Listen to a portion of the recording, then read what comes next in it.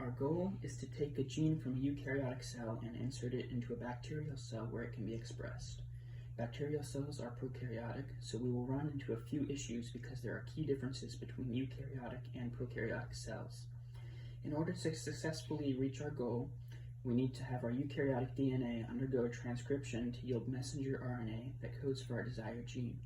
This messenger RNA needs to be transferred to the bacterial cell and undergo translation to yield a functional protein. Let's take a look at this process. Our process begins with eukaryotic transcription, where the section of DNA that codes for our desired gene is transcribed to yield pre-messenger RNA. Eukaryotic pre-mRNA has differ' sections called introns and exons. Exons code for our desired gene, while introns do not. Our pre-mRNA also has free 5' and 3' ends that can lead to the destruction of the molecule. With these factors, our mRNA molecule is not ready for translation, so it needs to undergo mRNA processing. The first step in mRNA processing is to add a cap to the 5' end of our molecule. The cap is a 7-methylguanosine bonded to 3 phosphates. The next step is to add a tail to the 3' end.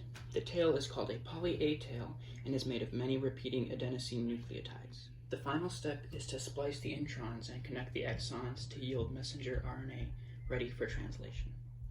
Now the mRNA has entered our bacterial cell and is ready for translation. Here we'll run into a few problems. One major difference between eukaryotic cells and prokaryotic cells is that prokaryotic cells do not undergo mRNA processing. Our first problem is the 5' cap. In eukaryotic cells, this cap is used to bind to a ribosome in the initiation step of translation. Prokaryotic cells have mRNA with no 5' cap, so prokaryotic ribosomes will not recognize a eukaryotic cap.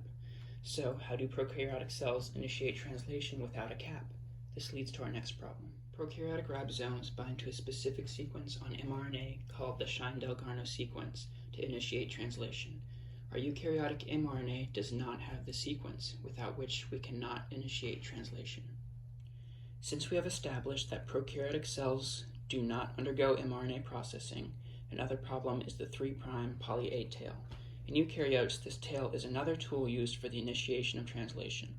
In prokaryotes, the poly-A tail will not be recognized and will not be used in the initiation of translation. A proposed solution to these problems is to remove the 7-methylguanine cap, add the Shine-Dalgarno sequence, and remove the poly-A tail.